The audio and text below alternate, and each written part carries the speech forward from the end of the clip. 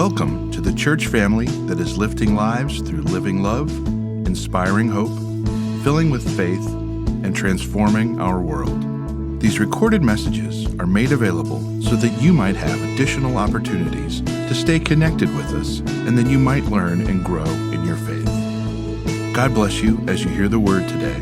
And now, the message.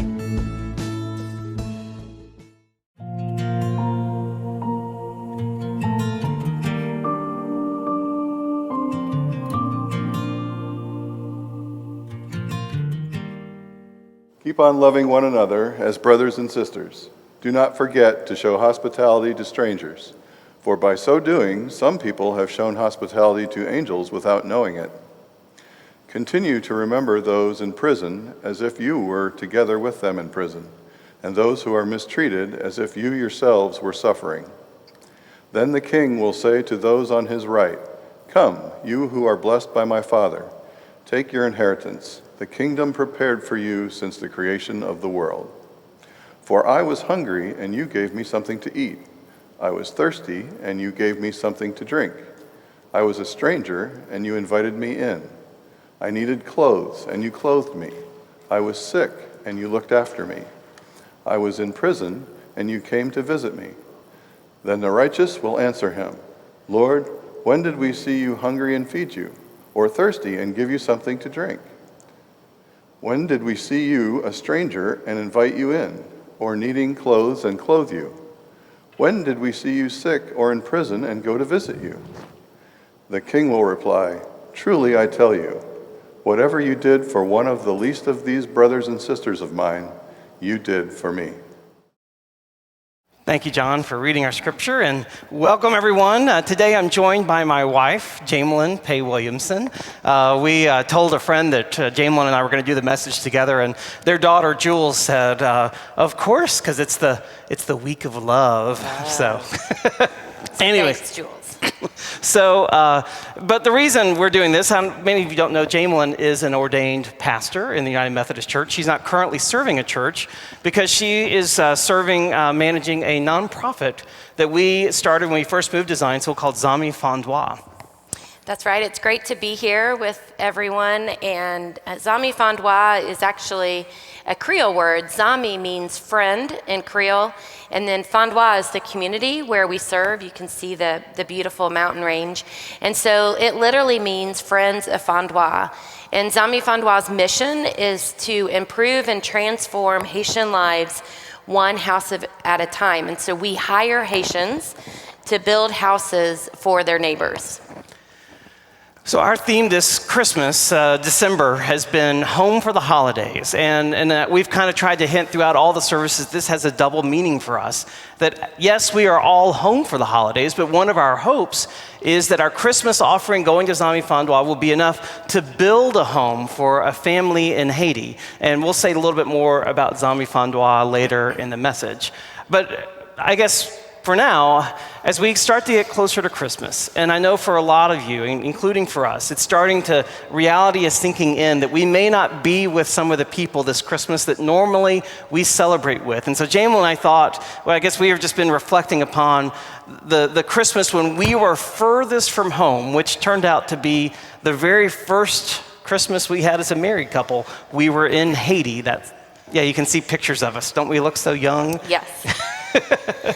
We moved to Haiti just 7 months after we got married, and so literally our first Christmas as a married couple was in Haiti, and we made the decision to stay, and it was interesting to be down there because it really resembled more biblical times. Right. First of all, there was some political tension going on, so that kind of reminded us of Herod a little bit. And then everyone's homes are smaller and they live much more modestly. And then also everyone walks everywhere. And if they need to carry something, they use a donkey. And so actually on Christmas Eve, I was sitting on our porch and I thought someone was pulling a prank on us, or on me really, because I looked down and literally there is a pregnant woman who looks like she could give birth at any moment on a donkey. And I was like, okay, fine, God, that's a great sermon illustration. Thank you. So it was really interesting to be down there and to reflect on what the first Christmas maybe was like. Yeah. But one of the challenges for us was that it was so unlike all the Christmases of our childhood and growing up. I mean, there was no electricity in Fondois, and so where are you going? I want to show them our tree. Oh, thanks. Yeah. So there was no electricity, so there were no like Christmas lights and no Christmas song and no, coming from the radio, and there was no shopping, no mall to go to, no gift wrapping. In fact, this was our Christmas tree that we had in our room. Jamalyn's mom sent us a tree in a package because she felt like we had to have a Christmas tree. So I don't know if they can zoom in on this was the totality of our Christmas decorations. It's kind of like our sad version of Charlie Brown sad. Christmas. I think it was the only Christmas tree in Fondois. Yes, I think it was. So there we go. Put it back with Put Jesus. It back. Yeah. So that was kind of our Christmas, and so we were happy to be in this setting, and it was like we were living in a biblical moment, but it also felt like everything we'd known about Christmas was stripped away. Yeah, so our first Christmas Eve, well, first of all, we had spent Thanksgiving in Haiti, and we kind of knew... Which is not a holiday in Haiti. And so we already knew what it was like to experience a day where all of our family was together and we weren't there. So we were kind of getting ourselves prepared. So we invited this other newlywed couple that was living in Haiti as well. They just happened to be from Indiana too, to come and spend Christmas Eve with us. And so we went to Christmas Eve service. We were really excited about it. And it did not live up to our expectations. It did not go well. Haitians tend to have, a lot of flexibility with time. And so Yes. we showed up what we thought was late. It was actually, even the pastor couldn't figure out why we were there so early. And we were 30 minutes late, and So that was a bust, Christmas Eve service. They didn't sing the carols that we know, like no Silent Night, no Come All Ye Faithful, and... So we went back to our room and played euchre, which made us feel like we were at home. A little bit. And then, it wasn't really though until we sat together, the four of us, and we read from Luke 2, and we read the Christmas story.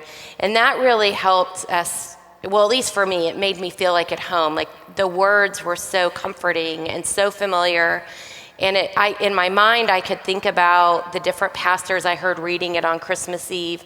And so we went to bed that night feeling a little melancholy, but feeling a little bit better. And then Christmas morning, we woke up, and, again, it's just a lot different. And so... But Christmas came, like Grinch, it came without ribbons and bows, but it came all the same. Yeah, and so we had a mass at the house where we were living, and all the kids from the orphanage came up, and they had these beautiful gowns on. And then... Which they probably opened that morning. That was probably their Christmas gift, were these dresses. And their hair was done. They were gorgeous.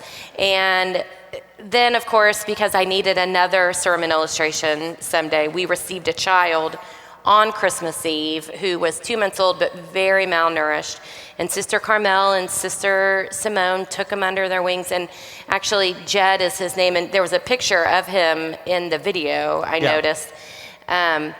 But he's 17 years old. 17 years old, 6'2", great kid. And so we got to add that to the fun wonder of Christmas. And then we went down to the orphanage where we had a big party. And, if I remember Father Joseph opening champagne, and we had food and dancing. And you and I had worked really hard to wrap a little package for every single child. We got them candy so they could unwrap them. And it was a really wonderful morning. And then we did the 45-minute walk up the mountain.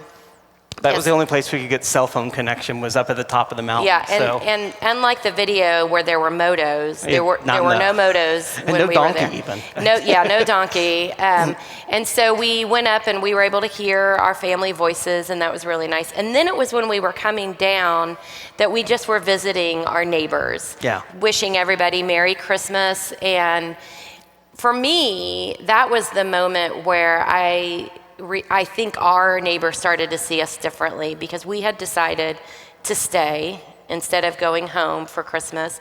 And it really cemented our place as Fondois being home. So as Tracy kind of mentioned at the start of the message, or in her children's moment, our theme today is hospitality.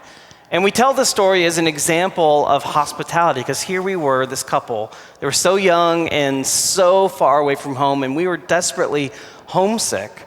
But what made the difference that Christmas was the hospitality of all the people, the children at the orphanage, all of our neighbors, even the church. It was just being welcomed and invited in that it became our home. And so we kind of want to talk a little bit this morning about what hospitality means. So just to give me, a quick recap of all the ground we've covered this Advent season. Our first week we talked about acknowledging sorrow.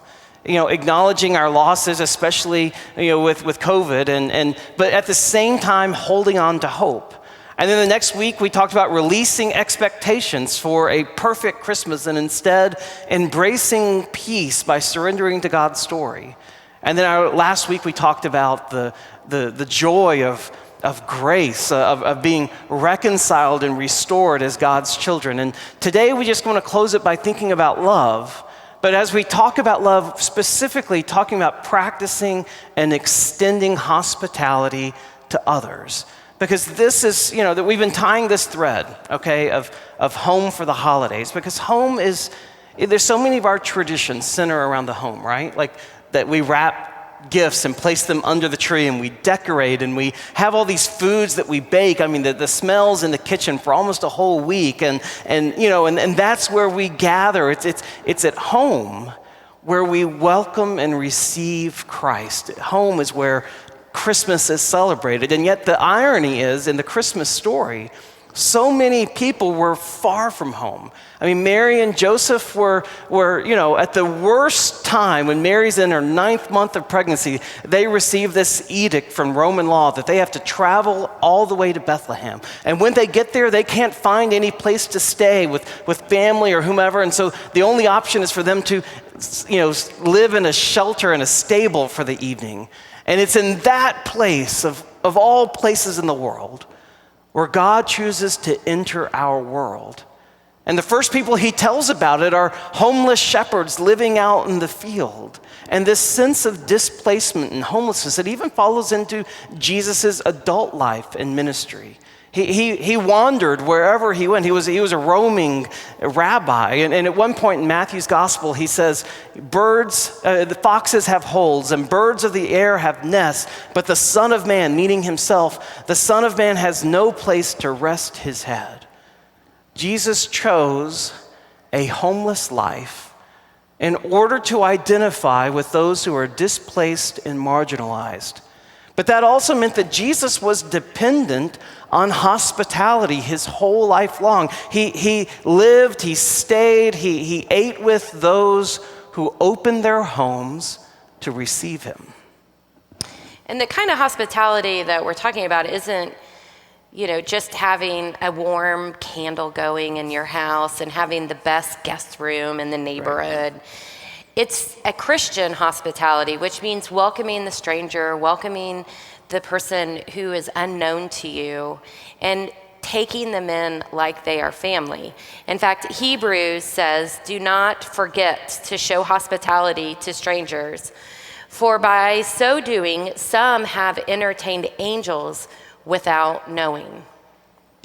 So you even think about the Christmas story. And Mary and Joseph, even in a stable, were offering hospitality, right? Yeah. Like I remember when our kids were born. I did not let anyone in the hospital room. No one came. You had to have a background check before you were allowed to touch my children.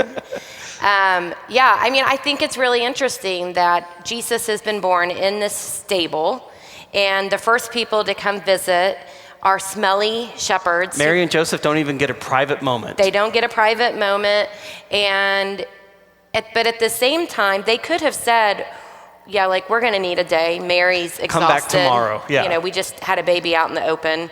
Instead, they welcomed them in. They gave them hospitality, invited them, and let them be part of this amazing moment. And then a couple months later, when they're not living in the stable anymore, but living in their own home, in come 3 wise men. And again, they don't know them. They literally are strangers from different, Probably dressed weird, totally dressed weird. But by letting them into their house, they weren't Jewish. I mean, they were breaking all of these Jewish laws, and yet they still welcomed them in. And for me, it's really important to think about that, because even when Jesus was a baby, Jesus was teaching us what hospitality really is, and that Jesus came for everyone. There was not going to be any boundaries on who Jesus was going to welcome and allow to be present with him. Yeah. So even as a baby, Jesus is drawing in outsiders. And so we have this biblical mandate. It's in the Christmas story, and we're commanded again and again and again to show hospitality, to extend welcome to those who are outside. And yet the challenge for us, I guess the rub for me, is this Christmas, we live in this COVID world where how do you practice hospitality when your home is your safe space, your bubble, this wall that we've maintained, not just for our own self-preservation, but for the sake of public health? I mean, how do we practice hospitality in a COVID world?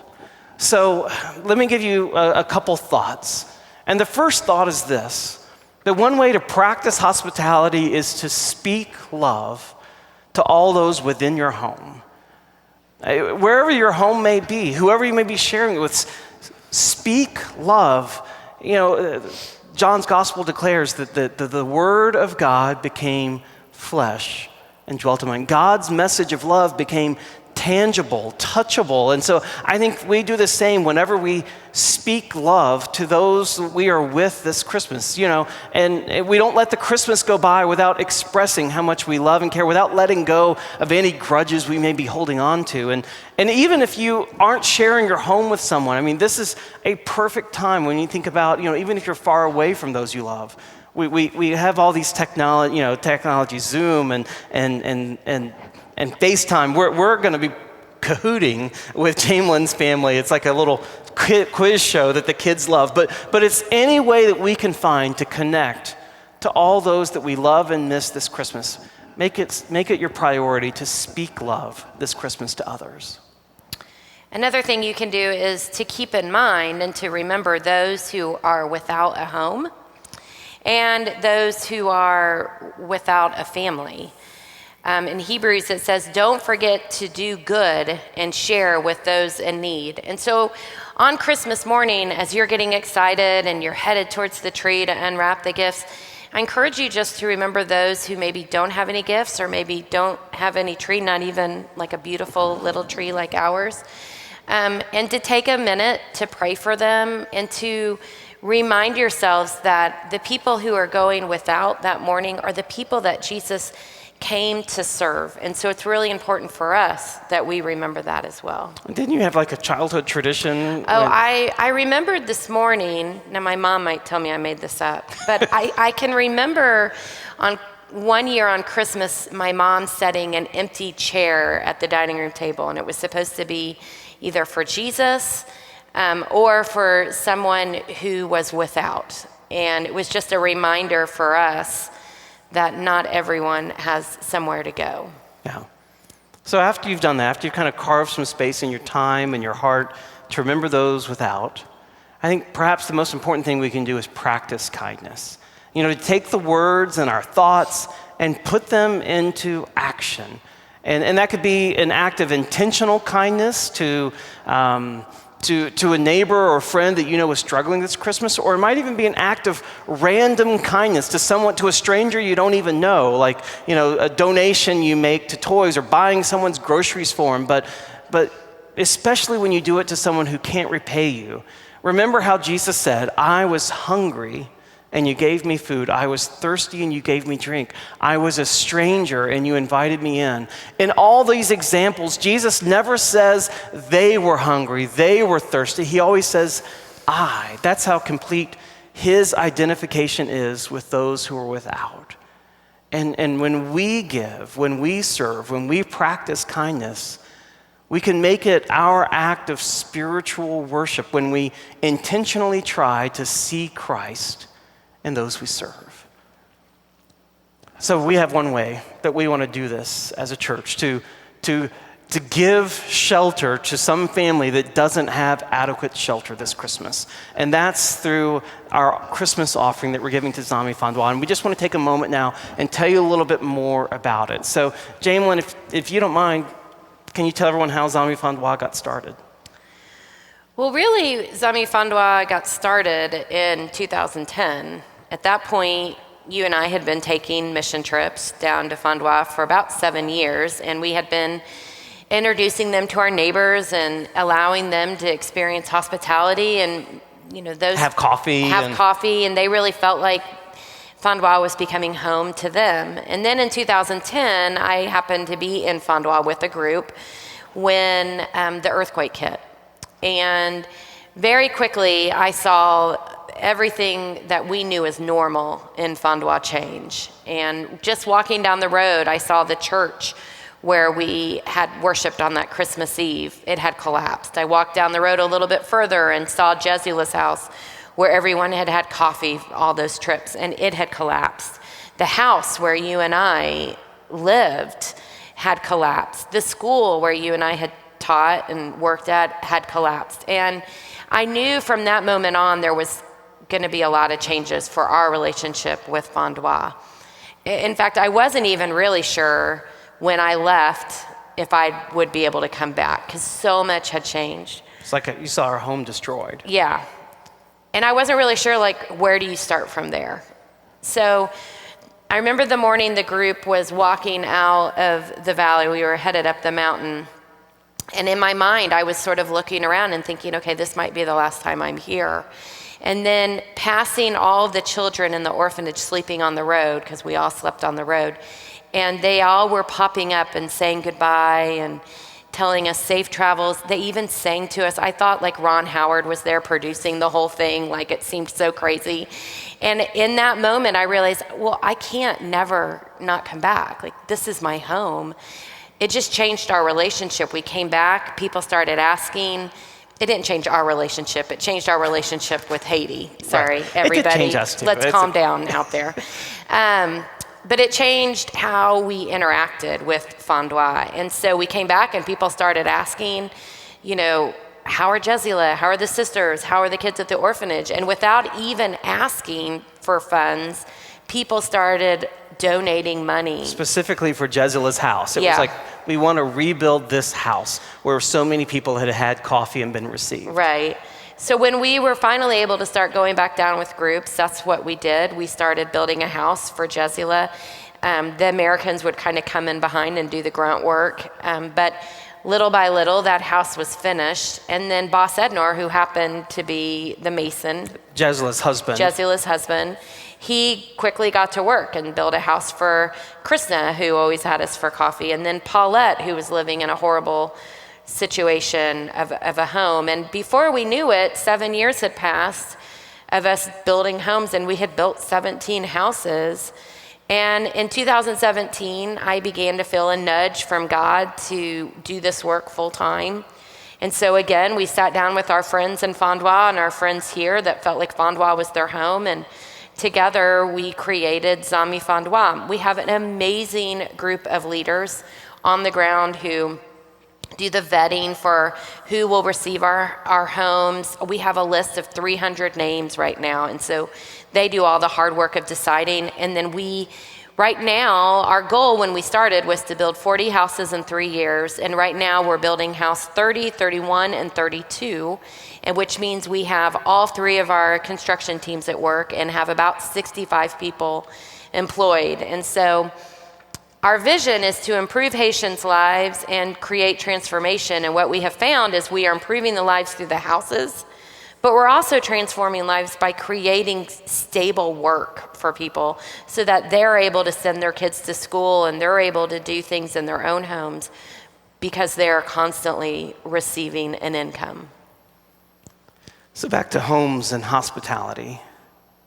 I'd say over the years, Jamalyn and I have been invited into more homes than we can count in Fondwa. And some of the families that invite us in, they have nice homes. They're stable, intact families, and there's room and food to spare. But some of the homes we're invited into are heartbreakingly humble. I mean, this was Paulette's house before a house was built. We had a family of 7 living in that structure.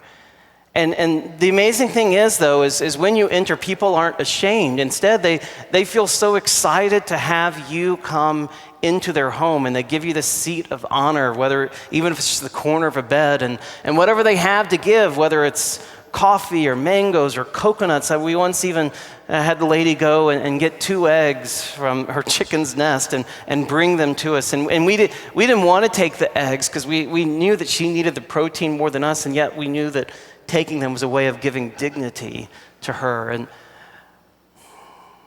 I guess the experience of being received into all these homes.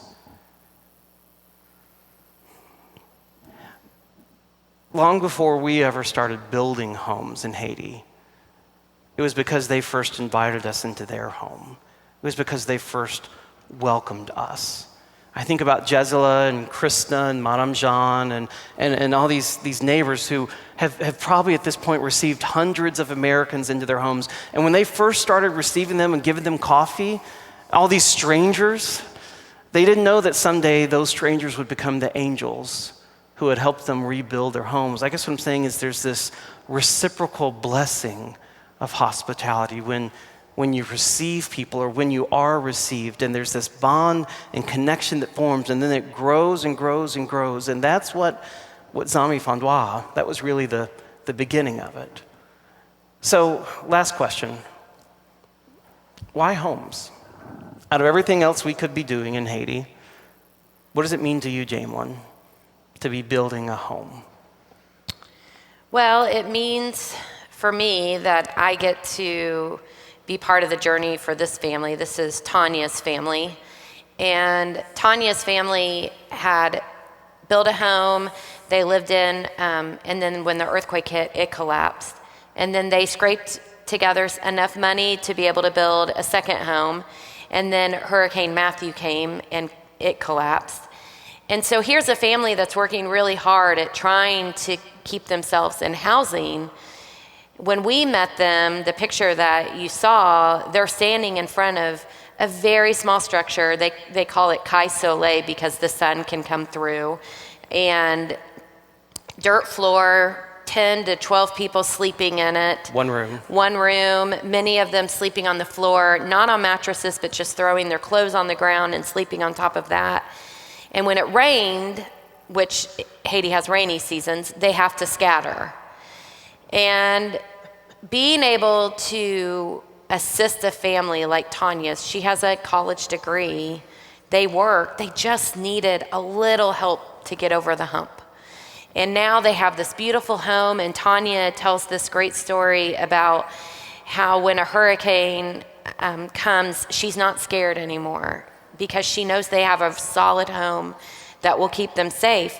And in fact, she said, now we invite our neighbors to come stay with us when it's hurricane season because they help take care of us, and now we want to do the same for them. And so all of the work that we're doing is to help families get stable in their housing so that they can begin to dream and live and do things that they never thought they'd be able to do because they were always putting whatever extra resources they had into putting a Band-Aid on the houses that they were living in. Yeah. So just one last video. And this is Jesela, who was that first home that we built back in 2010. And this is just her message of thanks to us.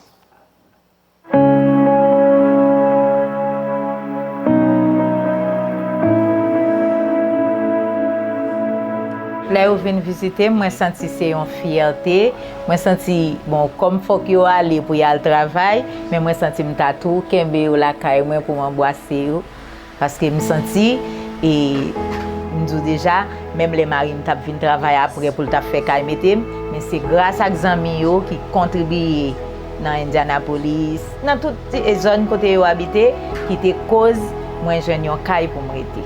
C'est ça que fait là au bon côté moi senti bien.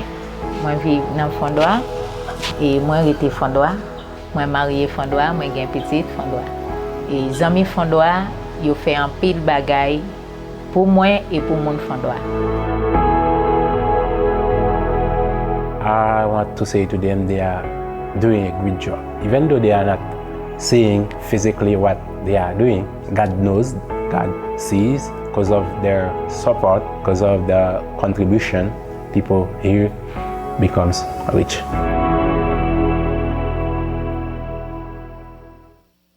So just to put a bow on all this, there's this line in the Christmas story that we hear every year. And Mary gave birth to her firstborn son and wrapped him in swaddling clothes and laid him in a manger. Why? Because there was no room for him at the inn.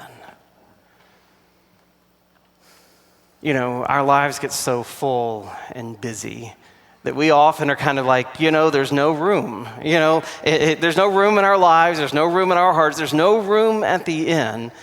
And yet then we sing Joy to the World. What do we sing? Let every heart prepare him room. God may not be calling you to go to Haiti or even to give to Haiti this Christmas, but God is calling you to open your heart this Christmas to someone. It might be a friend or a neighbor. It might be a member of your family from whom you're estranged. It might be a random stranger. It might even be someone on the other side of the world that you'll never even see. But God calls us to open our hearts. He says, when I was hungry, you gave me food. When I was thirsty, you gave me drink. When I was a stranger, you welcomed me in. John 1:12 says, to all those who received him, to those who believed on his name, God gave the gift to become the children of God. When we receive Jesus, we get this amazing gift that we become God's children. We have permanent residence in God's heart from then on.